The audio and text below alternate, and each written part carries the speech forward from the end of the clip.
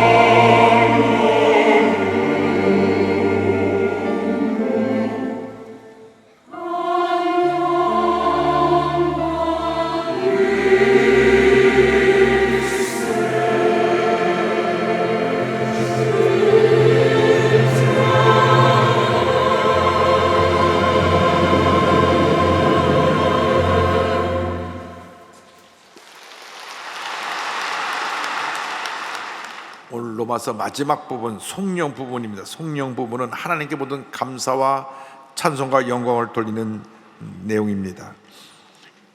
25절 말씀을 다 같이 보겠습니다. 나의 복음과 예수 그리스도를 전파함은 영세전부터 감추어졌다가, 성경은 말씀합니다. 복음이란 무엇이냐? 복음이란 말은 헬라어로 유앙겔리온이라 그러는데 기쁜 소식, 좋은 소식입니다. 이 복음의 내용은 예수 그리스도에 대한 것입니다. 예수 그리스도. 복음이 무엇이냐? 예수 그리스도가 복음의 전부입니다. 신앙생활의 전부는 예수님을 믿고 의지하고 예수님을 닮아가고 예수님의 뜻을 이루어가는 것이 신앙생활의 전부입니다. 모든 이단들이 어디서 문제가 생기느냐? 이 복음의 핵심적인 내용, 예수 그리스도가 우리의 구세주라고 하는 데서 벗어난 것이 바로 모든 이단들의 모습입니다. 그래서 예수님보다 자기네 교주를 더 섬기고 예수님의 십자가 사역에 실패했다고 해서 다시 재림주로 왔다. 그것이 문선명 통일교고 박대선 전도가 아닙니다.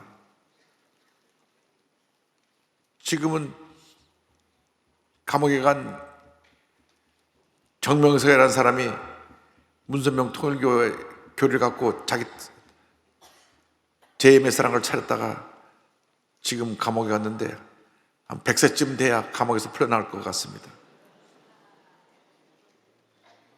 또 박대선 전도관 그 줄기에서 나온 신천지 이만이라는 사람이 지금 또 열심히 자기가 보혜사 성령이라 그러는데 영생불사 죽지 않는다는데 저는 자신 있게 말할 수 있습니다. 반드시 죽을 것입니다.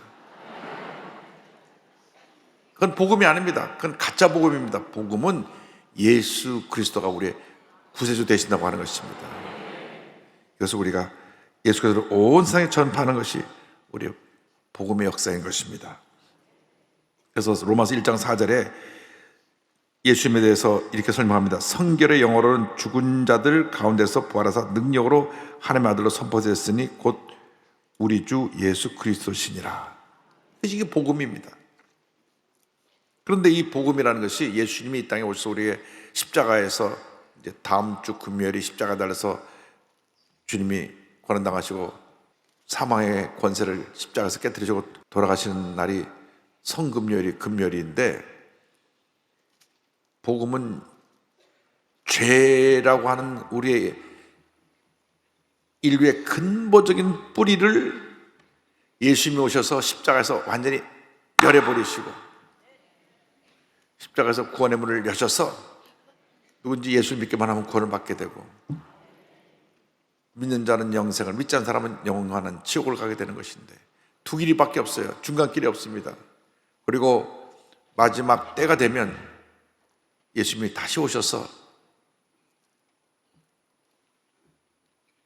하나님을 잘 섬기고 예수를 구세로 믿고 지금대로 산 사람에 대한 상급 심판과 하나님을 믿지 아니하고 죄 가운데 살다가 죄 가운데 모든 문제를 끌어안고 있던 사람들에게는 영원한 지옥 형벌로 마지막 때 심판하시는 것이 복음의 완성입니다.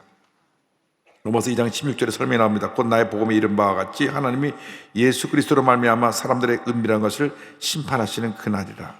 그래서 복음의 완성은 예수님의 재림과 우리들이 이제 예수 믿고 나서 구원받고 중생나해서 생티피케이션, 거룩하게 변화되고 마지막에 예수님 같이 변화되는, 영화롭게 되는 그 완성이 재림의 때에 이루어지게 되는 것입니다.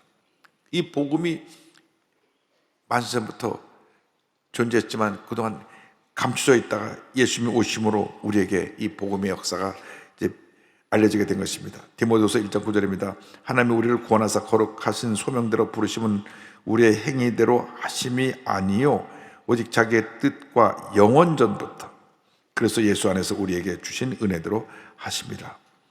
디도서 1장 2절에도 같은 말씀입니다. 영생의 소망을 위함이라. 이 영생은 거짓 없인 하나님이 영원전부터 약속하신 것인데 이미 영원전에 하나님의 계획과 섭리 속에 모든 다 들어있었던 것입니다.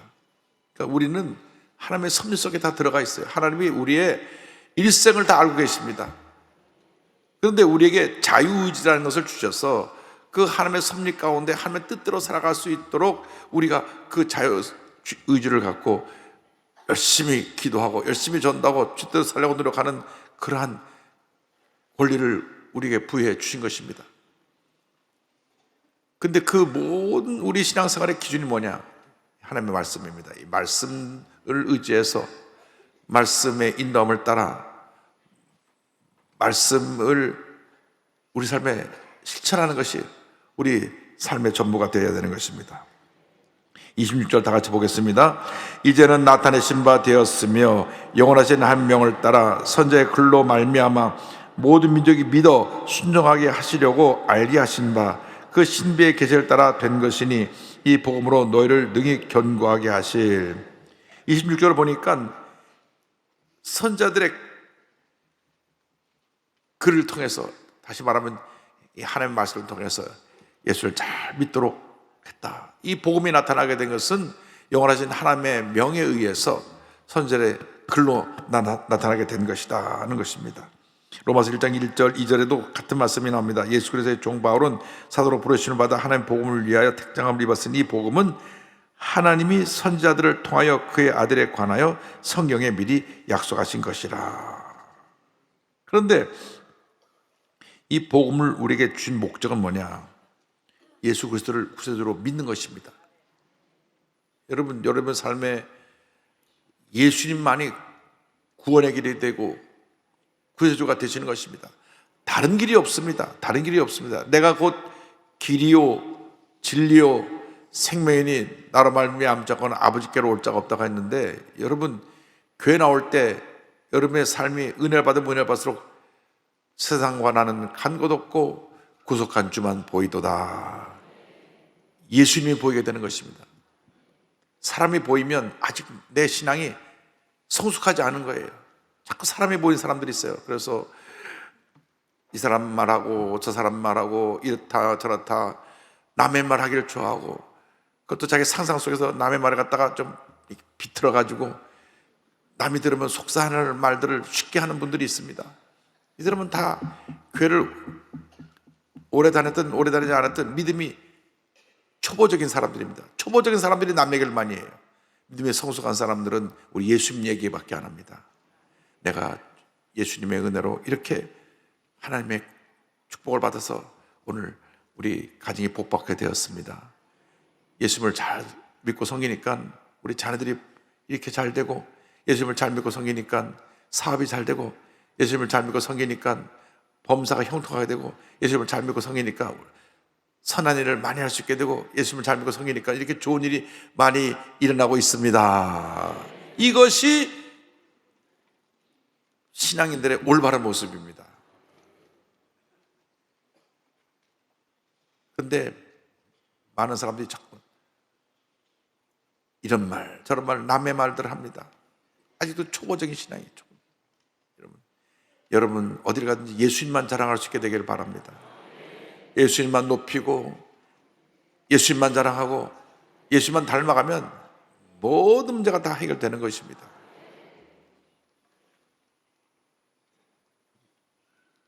제가 오랫동안 가깝게 지낸 대천덕 신부님, 원래 영어 이름이 루벤 아처 토레이라고 하는 이름을 갖고 있는데, 무디 동역자인 토레이 박사의 손자인데 중국 선교사의 아들로 태어나서 중국말도 잘하시고 또 한국에 들어오셔서 성공의 신학대학교 전신인 성미갈 신학원 학장으로 계시다가 하나님이 너는 선교사로 온 것이지 학교 학장으로 부른 게 아니다. 그래서 그 당시 강원도 정선군 하사미리로 들어가는데 그때는 차가 없었어요. 그래서 3일 길을 걸어 들어간 그 깊고 깊은 산골에서 예수원을 시작하시는데, 제가 77년도에 그곳을 갈 때만 해도 77년도니까 한 50년, 47년 전인데 하루에 딱 한 번밖에 버스가 안 지나가요. 딱 하루에 한 번. 그 놓치면 하룻밤 중간에서 자야 돼요. 그런 깊은 둠의 산골에 가셔서 평생 처음으로 서양 사람을 보았죠. 그 도매산골에 눈 퍼놓고 그 말을 이상한 말 하는 사람이 와고 다들 구경하라고 이상한 사람이 왔다. 그런 산골에서 평생 계시면서 예수님의 사랑을 실천하셨어요. 근데 제가 그분하고 함께 일주일 동안 생활하면서 지내보니까 그분은 처음부터까지 예수님 얘기밖에 안 하세요. 예수님이 어떻게 우리를 사랑하시고 어떻게 우리를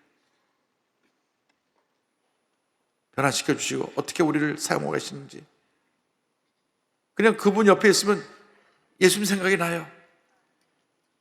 화를 낸 걸 본 적이 없어요. 화를 안 내요. 화를 안 내세요. 그리고 찬양을 부르는 걸 좋아하세요. 찬양을 부르면 키가 1m 90인 그분이 동에서 춤을 추면서 찬양을 해요.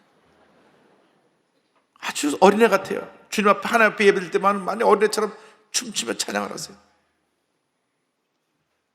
그리고 하루 3번 아침 기도의 시간, 낮 기도의 시간, 저녁 기도의 시간 3번 기도의 시간이 있는데 그때는 다 같이 모여서 무릎 꿇고 기도를 하는데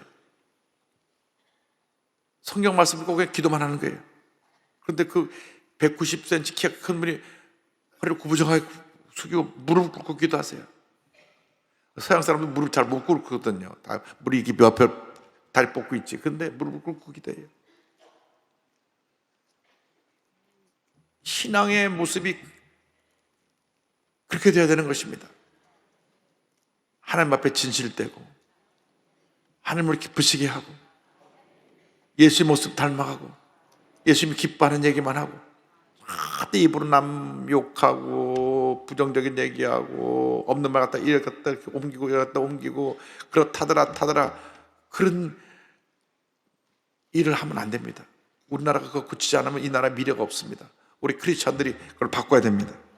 그래서 이 예수님을 우리가 믿고 전하는 일이 복음의 목적이고 이 복음에 순종하는 것입니다. 말씀에 순종해야 되는 것입니다. 그리고 이 복음으로 우리의 신앙이 날마다 견고해져야 됩니다. 믿음이 자라야 됩니다. 자꾸 자라야 돼. 믿음이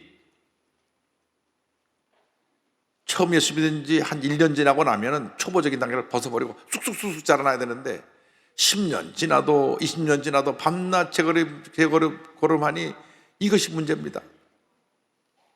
한진관 목사님이 지금 총갔습니다마는 어느 교회 가서 봉인인도 하는데 기도하는데 그 교회가 오래된 100년 가까이 된 교회인데 거기 보니까 다 신앙생활 40년 50년 한 분들인데 영적으로 기적을 차고 있는 분이 그렇게 많더래요.